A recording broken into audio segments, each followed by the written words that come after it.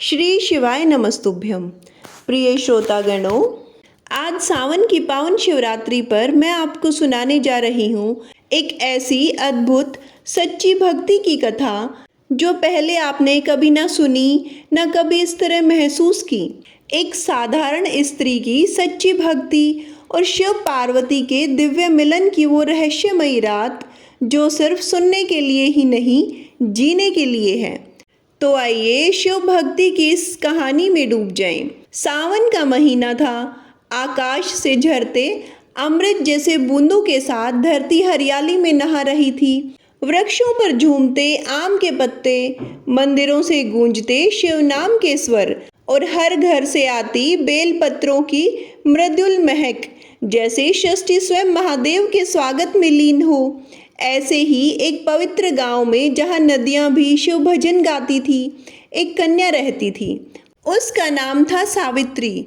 सावित्री बचपन से ही भोलेनाथ की अनन्य भक्त थी, लेकिन उसकी भक्ति में कोई शोर शराबा नहीं था, बस एक नीरव प्रेम था।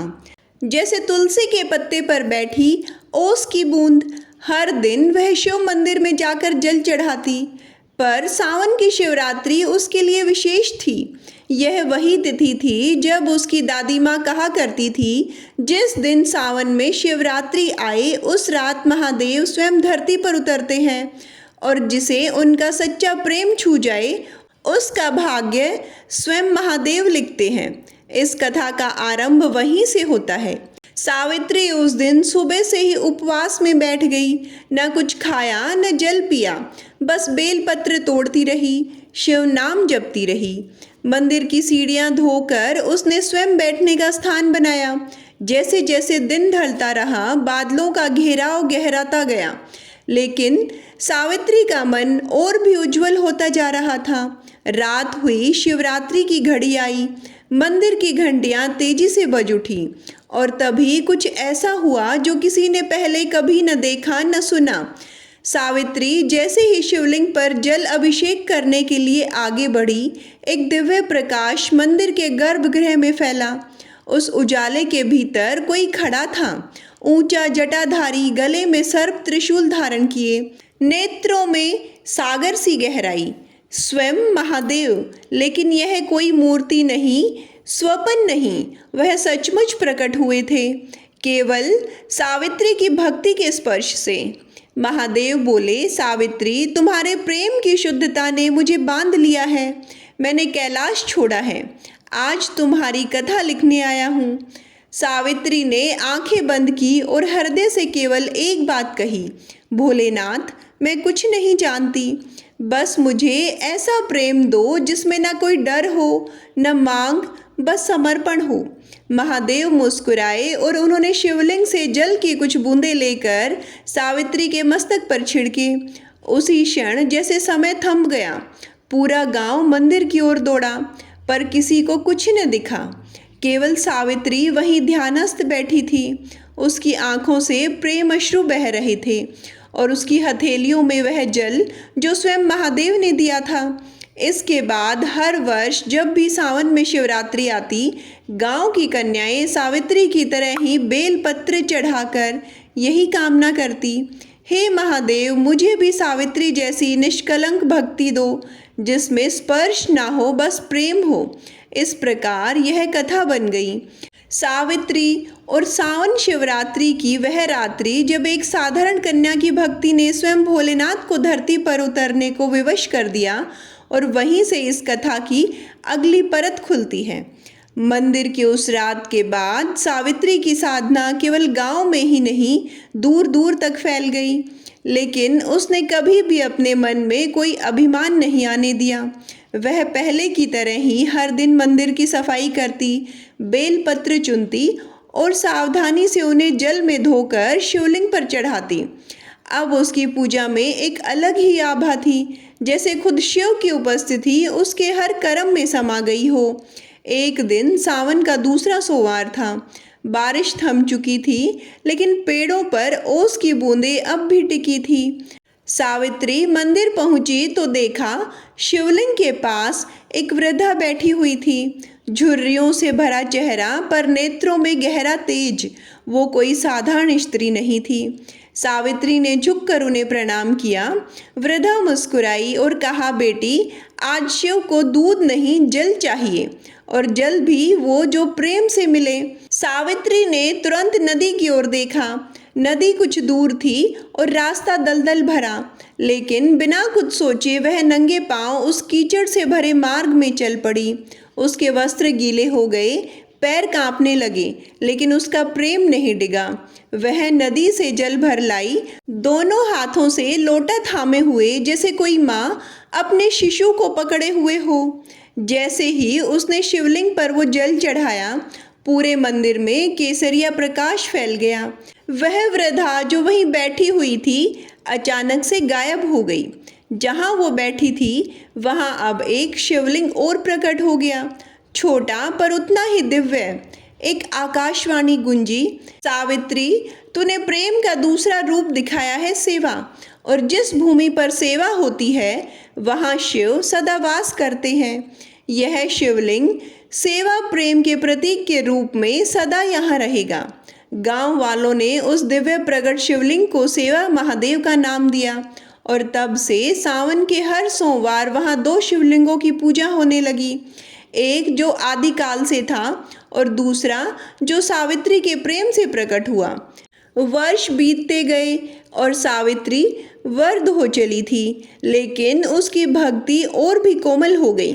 अब वह बच्चों को कथा सुनाती, लड़कियों को बेलपत्र बनाना सिखाती, और हर शिवरात्रि पर अपनी पहली भेंट, वह जल की बूंद, सेवा महादेव को चढ़ाती। एक सावन की शिवरात्रि आई। चांदनी रात थी। सावित्री मंदिर में बैठी हुई थी। वही स्थान, वही लय, वही गंध। उसने आंखें बंद की और बोली, भोलेनाथ, अगर मेरी भक्ति में तनिक भी सच्चाई हो तो अब मुझे वहीं ले चलो जहाँ से तुम देखते हो सारी सृष्टि को। और उसी क्षण मंद हवा चली, दीपक बुझा नहीं, और सावित्री वही ध्यानस्थ बैठी बैठी समाधि में चली गई। उसके शरीर को फूलों से सजाया गया और मंदिर के समीप एक छोटी सी समाधि बनाई। आज भी हर सावन शिवरात्रि पर गांव की सभी महिलाएं उसकी समाधि के पास दीप जलाकर वही प्रार्थना करती हैं, हे सेवा महादेव, हमें भी सावित्री जैसा प्रेम दो, न मांगने वाला न डरने वाला, बस लय में बहता हुआ। सावन की शिवरात्रि के कुछ ही महीने बाद उसी गांव के एक घर में एक कन्या ने जन्म लिया। उसकी माँ ने उसका नाम रखा रोशनी। रोशनी के जन्म के साथ ही घर में जैसे घंटियों की ध्वनि सुनाई दे रही थी, और जिस दिन उनका नामकरण हुआ, मंदिर में बिना किसी के छुए दीपक स्वयं प्रज्वलित हो उठा। सब समझ गए यह कोई साधारण बालिका नहीं, बल्कि सावित्री की भक्ति का ही कोई पुनर्जन्म है, कोई उत्तराधिकारी जो महादेव के प्रेम को फिर से इस धरती पर जगाने आई है। रोशनी बचपन से ही अद्भुत थी। वो बोलने लगी तो पहला शब्द था भोले। वह रोती नहीं थी, बस मौन होकर शिवलिंग की ओर देखती रहती थी, जैसे कुछ कह रही हो, कुछ पूछ रही हो, जैसे कोई पुराना रिश्ता दोबारा याद आ रहा हो। उसकी माँ बताती थी कि जब भी मंदिर की घंटियाँ बजती, रोशनी मुस्कुराने लगती, जैसे वो आवाज़ उसके भीतर की लहरों को छूती हो। जैसे जैसे वह बड़ी हुई, उसमें कुछ अनजाना तेज बढ़ता गया। एक दिन सावन का सोमवार था। बारिश की वजह से गांव के मंदिर में कोई नहीं आ पाया, लेकिन रोशनी अकेले वहां पहुंची। छोटी सी बालिका, एक हाथ में बेलपत्र और दूसरे में जल से भरा लोटा। उसने जैसे ही शिवलिंग पर जल चढ़ाया, वहां एक सफ़ेद मोर आया और मंदिर की मुंडेर पर बैठ गया, और उस मोर की आंखों में आंसू थे। गांव के बुजुर्ग जो दूर से देख रहे थे, वे कांप उठे। उन्होंने कहा, यह वही मोर है जो सदियों पहले सावित्री की शिवरात्रि में दिखा था, जब महादेव प्रकट हुए थे। उस दिन से रोशनी को सभी सावित्री की छाया कहने लगे, लेकिन रोशनी को इन बातों से कोई लगाव नहीं था। वो बस हर दिन उसी प्रेम में लीन रहती थी। कभी बेल पत्रों को सुंदर आकृतियों में सजाती, कभी मंदिर के आंगन में बैठे बच्चों को शिव की लीलाएं सुनाती और कभी अकेले में बैठकर शिवलिंग से बात करती, मानो महादेव उसके सामने हो। एक वर्ष जब सावन शिवरात्रि आई, तब गांव में एक भयानक रोग फैल गया। लोग मंदिर आना भूल गए, भजन पूजा रुक गया और चारों ओर डर का माहौल फैल गया। लेकिन रोशनी डरी नहीं। उसने पूरे गांव के लिए एक संकल्प लिया, मैं सावन शिवरात्रि का उपवास सभी के लिए करूंगी और शिव को मनाकर रोग हर लूंगी। उस दिन उसने पूरे गांव की ओर से एक एक का नाम लेकर प्रार्थना की। उसने शिवलिंग पर चढ़ाने के लिए नदियों से जल लाकर 5 बार अभिषेक किया और आखिरी बार जब जल चढ़ाया तो तभी मंदिर के ऊपर काले बादल इकट्ठे हो गए, बिजली कड़की और फिर मूसलाधार बारिश शुरू हो गई। गांव के सारे कुएं जो सूख चुके थे फिर से जल से भर गए। लोगों की पीड़ा धीरे धीरे घटने लगी, रोग मिट गया और गांव पहले से भी अधिक हरा भरा हो उठा। सभी ने कहा, रोशनी सिर्फ सावित्री की छाया नहीं, स्वयं शिव की कृपा है जो हर पीढ़ी में प्रेम का दीप जलाने आती है। उस रात रोशनी ने मंदिर के आंगन में बैठकर चांदनी में एक गीत गाया, भोले तेरा नाम ही मेरा जीवन है, तेरा प्रेम ही मेरा सावन है, मैं तुझ में लीन हूँ, तू मुझ में, अब मेरा हर जन्म ही तेरे चरणों में है। और वही महादेव की मूर्ति से एक हल्की मुस्कान फूटी, जैसे उन्होंने स्वीकार कर लिया हो कि प्रेम की सबसे पवित्र भाषा किसी मंत्र से नहीं, एक कन्या की श्रद्धा से लिखी जाती है।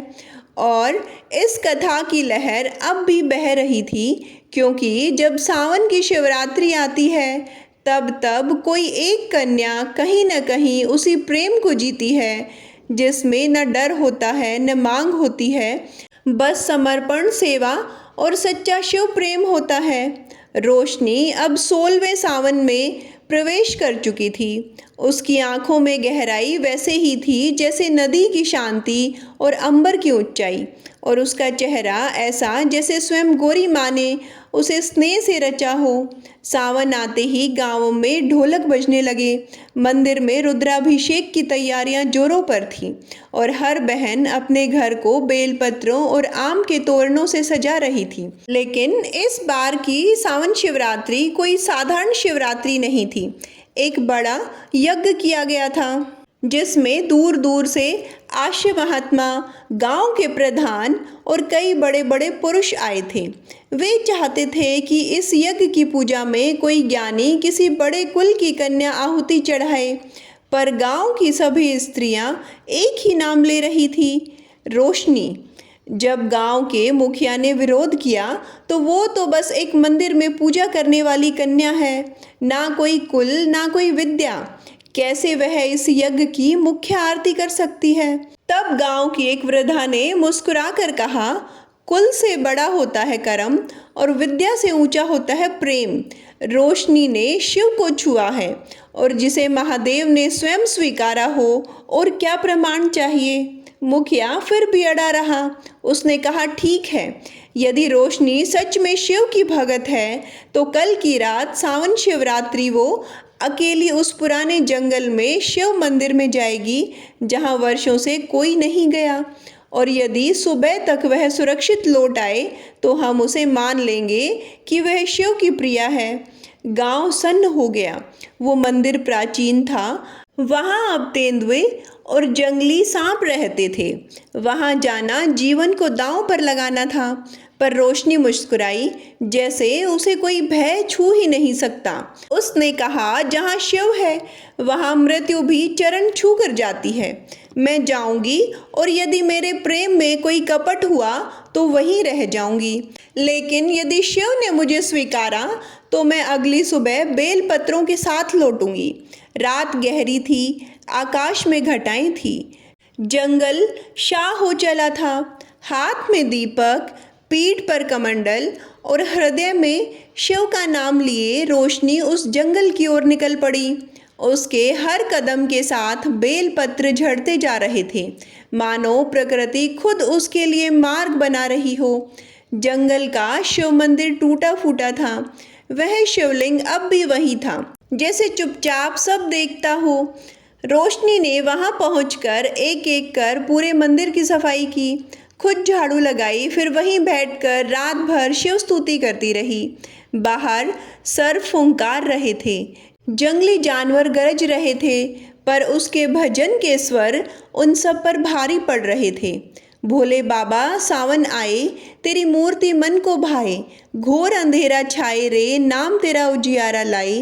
रात के अंतिम पहर में जब थक कर वह शिवलिंग के सामने ध्यान में बैठी, तभी मंदिर के अंदर से एक रुद्र ज्योति प्रकट हुई और उस ज्योति से एक स्वर गूंजा, रोशनी, तेरी परीक्षा पूरी हुई। तुझ में वो अग्नि है जो प्रेम से तपती है, ना कि घमंड से जलती है। तू अब सिर्फ मेरी भगत नहीं, तू मेरी कन्या है। और तभी शिवलिंग के ठीक पीछे एक छोटा कमल खिला। उसे देखकर रोशनी की आंखों से आंसू बह निकले। उस कमल पर एक स्वर्ण बेल पत्र रखा था, शिव की ओर से दिया गया प्रथम साक्षात आशीर्वाद। सुबह जब सूर्य की किरणें गांव में पहुंची, सबकी निगाहें मंदिर की ओर थी और ठीक तभी मंदिर की सीढ़ियों पर नंगे पांव, सिर झुकाए, हाथ में स्वर्ण बेलपत्र ले रोशनी लौटी। गांव वाले नतमस्तक हो गए। मुखिया ने आगे बढ़कर कहा, आज से यह गांव तुम्हारा है रोशनी, और तुम्हारा हर व्रत, हर कथा अब से हमारा प्रकाश बनेगा। उस दिन के बाद से सावन की शिवरात्रि पर गांव में रोशनी पूजन की परंपरा शुरू हुई, जहां बहनें पहले बेलपत्र चढ़ाने से पहले एक दीपक रोशनी की प्रतिमा के पास रखती हैं और मन ही मन कहती हैं, जैसी भक्ति रोशनी की थी वैसी ही हमारी भी हो, और भोले के प्रेम में बस लय में बहती रहूं। अब रोशनी के जीवन में एक और अग्नि परीक्षा की बारी थी। उस नगर की ओर जहां प्रेम को अंधविश्वास कहा जाता था और भक्ति को सिर्फ एक रस्म समझा जाता था, वह नगर था शून्यपुर, जहां न मंदिरों में घंटी बजती थी, न व्रत उपवास किए जाते थे और न ही शिव का कोई नाम लेता था। एक दिन शिव की प्रेरणा से गांव के महंत ने रोशनी से कहा, बेटी, शिव ने तुझे सिर्फ अपने प्रेम में डूबने के लिए नहीं चुना, बल्कि इस संसार को फिर से प्रेम से जगाने के लिए भेजा है। तू शून्यपुर जाएगी और वहाँ जहाँ शिव का नाम तक नहीं लिया जाता, तू वहाँ पहली बार शिवरात्रि मनाएगी। यही तेरी अगली यात्रा है। रोशनी ने शिवलिंग के सामने हाथ जोड़े और बिना एक प्रश्न किए कमंडल, रुद्राक्ष की माला और बेलपत्रों से भरा थैला लेकर चल पड़ी, एकदम अकेली, लेकिन भीतर उस अनंत विश्वास के साथ कि जहाँ मैं जाऊँ मेरे साथ मेरे भोलेनाथ होंगे। शून्यपुर में पहुँचते ही उसने देखा ऊंचे ऊंचे भवन, भारी वस्त्रों में लिपटे लोग, चहल पहल तो बहुत थी, लेकिन हर आंख में खालीपन था। वहाँ प्रेम नहीं था, न नम्रता, न सेवा, न श्रद्धा, बस दौड़, शोर शराबा और दिखावा। रोशनी ने जब शिव का नाम लिया तो लोग हंस पड़े। एक वृद्ध व्यापारी ने कहा, बेटी, यह सब बातें पिछली सदी की हैं। यहाँ तो काम, नाम और दाम चलता है, शिव नहीं। लेकिन रोशनी ने मुस्कुराकर कहा, शिव ही तो मौन है और यही नगर मौन में डूबा है। मैं तो बस एक दीप जलाऊंगी, बाकी सब तो स्वयं शिव ही करेंगे। सावन शिवरात्रि आने ही वाली थी। रोशनी ने नगर के एक सुनसान चबूतरे पर बैठकर बेलपत्र बांटना शुरू किया। बच्चों को भोलेनाथ की कहानियां सुनाई और गरीबों को खुद अपने हाथों से खिचड़ी बनाकर खिलाई। पहले लोग ताज्जुब में देखते रहे, फिर धीरे धीरे कुछ स्त्रियां उसके पास बैठने लगी। कोई अपना दुख कहती तो कोई बस उसके पास चुपचाप आकर बैठ जाती। फिर आया वो दिन जो शिवरात्रि का था। नगर में कोई मंदिर नहीं था। रोशनी ने एक पुरानी टूटी छत वाले कुएं के पास सफाई की। वहाँ एक छोटा मिट्टी का शिवलिंग बनाया। मिट्टी के शिवलिंग पर उसने पहला जल अभिषेक किया। जल डालते ही वह भूमि हल्के नीले प्रकाश से जगमगा उठी और हवा में अचानक से बेला और चंदन की खुशबू फैल गई। नगरवासी चौंके। कुछ स्त्रियां और वृद्ध वहां इकट्ठी हो गई। रोशनी ने आंखें बंद की और भजन गाना शुरू किया। सावन की रैना आई, शिव को रिझाने वाली बेला आई। चढ़ेगा जल बहेगा मेरी आत्मा, शिव से बोलेगी। वो स्वर सीधा दिल में उतरा था, किसी मंत्र जैसा नहीं, किसी किताब जैसा भी नहीं। वो तो कोई माँ की लोरी, कोई बहन की पुकार या कोई प्रेमिका की विनती लगती थी। धीरे धीरे पूरा सुन्नयपुर उस टूटे हुए चबूतरे के पास इकट्ठा हो गया। उस रात को पहली बार उस नगर में कोई घंटी बजी, वो भी एक छोटी बच्ची के हाथों से, जो रोशनी के पास बैठकर रुद्राक्ष की माला फेर रही थी। नगर का वह व्यापारी जो रोशनी का मजाक उड़ा रहा था, वह रात के अंत में चुपचाप आकर बोला, तू सही थी, शिव अब भी जीवित हैं, बस हम पत्थर हो गए हैं। उस दिन के बाद उस स्थान पर एक मंदिर बनवाया गया, जिसका नाम पड़ा परमेश्वर महादेव, क्योंकि शिव वहाँ प्रकट हुए थे प्रेम के माध्यम से। नाम किसी वेद, ना किसी शास्त्र, ना किसी आडंबर से। फिर रोशनी ने कभी वह स्थान नहीं छोड़ा। वह अब भी वहीं बैठी है, वही भजन, वही बेलपत्र, वही मौन प्रेम। लेकिन लोग कहते हैं कि वो अब सिर्फ एक कन्या नहीं रही, वो तो खुद प्रेम का शिव रूप बन गई है। प्रिय श्रोताओं, इस कथा की लहर अब भी बह रही है, क्योंकि हर सावन शिवरात्रि पर कोई न कोई सावित्री और रोशनी जन्म लेती हैं, जो प्रेम के दीप से शिव को फिर से धरती पर उतार लाती हैं। जहाँ रोशनी के प्रेम की प्रकाष्ठा को देखकर स्वयं आद्य शक्ति माँ पार्वती प्रसन्न होती हैं, और एक रात्रि जब चंद्रमा अपनी पूर्णता में था और सावन अपनी सबसे मधुर बेला में, तब वे धरती पर एक स्त्री के रूप में प्रकट होती हैं, एक साधारण वेश में, लेकिन आंखों में वह तेज था जिसे पहचानने के लिए हृदय में भक्ति होनी चाहिए। उस रात मंदिर में बड़ी शांति थी, भक्त चले गए थे, दीपक बुझने को था और रोशनी अकेली शिवलिंग के पास बैठी हुई थी भजन के बाद की निस्तब्धता में। तभी मंदिर की सीढ़ियों पर एक स्त्री आई, माथे पर हल्का कुमकुम, कमर में साड़ी की एक कोर बांधी हुई और आंखों में करुणा ऐसी जैसे स्वयं सृष्टि की माँ देख रही हो। वो धीरे से रोशनी के पास आई और बोली, बेटी, मैं बहुत दूर से आई हूँ, शिव को अपना सब कुछ सौंप चुकी हूँ, पर अब जानना चाहती हूँ मुझे क्या मिला। रोशनी ने मुस्कुराकर कहा, माँ, जिसने सब कुछ दे दिया उसने सबसे बड़ा पा लिया। स्वयं को मिटाकर जो शिव में मिला वही शिवमयी हुआ।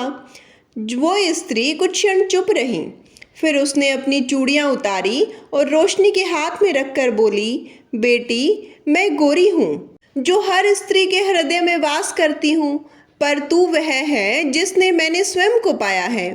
तेरे प्रेम में मेरी भक्ति की झलक है, वो मौन, वो समर्पण जो मैंने वर्षों तप करके शिव को पाया था, तूने सहजता से ही उसे जी लिया।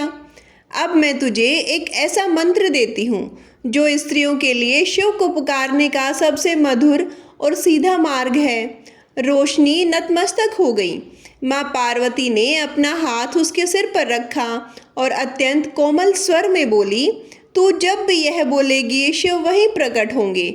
ओम ऐं भोलेश्वरी शिव प्रीतिदायिनी स्वाहा। यह मंत्र केवल उन्हीं के लिए है जिनकी भक्ति में छल नहीं, प्रेम हो, जो शिव को अपने पति, पिता, पुत्र या सखा नहीं बल्कि अपने भीतर के सत्य रूप में देखती हो। मंत्र सुनते ही रोशनी की देह से एक दिव्य ज्योति फूटी, जैसे उसकी आत्मा ने शिव और शक्ति दोनों को एक साथ पा लिया हो। माँ पार्वती अदृश्य हो गई, पर उनके चरणों की ध्वनि देर तक मंदिर के आंगन में गूंजती रही। उस दिन के बाद से सावन शिवरात्रि की रात रोशनी मंदिर में यही मंत्र मधुर ध्वनि में गाती रही, ओम भोलेश्वरी शिव प्रीतिदायिनी स्वाहा। जो स्त्रियां प्रेम से सुनती, उनकी आंखों से अश्रु बहते, जैसे उनकी आत्मा ने किसी बहुत पुरानी भूली हुई स्मृति को फिर से पा लिया हो। रोशनी कोई साधारण देवी नहीं, वह शिव पार्वती से मिली हुई आभा है, जिसने स्त्री को याद दिलाया कि उसका प्रेम ही उसकी शक्ति है। और यहीं से एक नई परंपरा शुरू हुई। शिवरात्रि, जो हर साल सावन शिवरात्रि की रात सिर्फ स्त्रियां मनाती हैं। मौन, प्रेम और लय में कोई शोर नहीं, कोई मांग नहीं, बस माँ पार्वती का दिया मंत्र और शिव की मूर्ति के सामने एक दीप। उस रात जब मंदिर में रोशनी भीतर माँ पार्वती द्वारा दिए गए मंत्र को जपते हुए समाधि में लीन थी, तभी उसकी चेतना में एक अद्भुत प्रकाश फैलने लगा। वो न सोई थी न जागी, वो किसी दिव्य स्वप्न की सीमा पर खड़ी थी। अचानक एक दिव्य स्वर गूंजा, रोशनी, अब तेरा तप पूर्ण हुआ। अब तुझे वहां जाना होगा जहां धरती और आकाश मिलते हैं, हिमालय की गोद में। वहां तुझे वह ज्ञान मिलेगा जो युगों से छुपा हुआ है, जिसे केवल शक्ति और शिव की प्रिय संतान ही पा सकती है। अगली ही सुबह रोशनी ने मंदिर की बेला को प्रणाम किया। गांव की महिलाओं ने उसे गले लगाया और कमंडल लेकर निकल पड़ी हिमालय की ओर।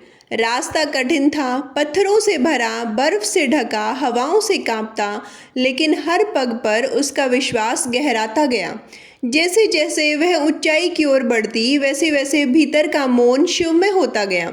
न कहीं थकावट थी, न कोई डर, बस एक बात बार बार भीतर से गूंज रही थी, मुझे जाना है वहाँ जहाँ शिव और शक्ति पहली बार मिले थे। 3 दिन और 3 रातों की चढ़ाई के बाद वह एक शांत उजला सा स्थान आया।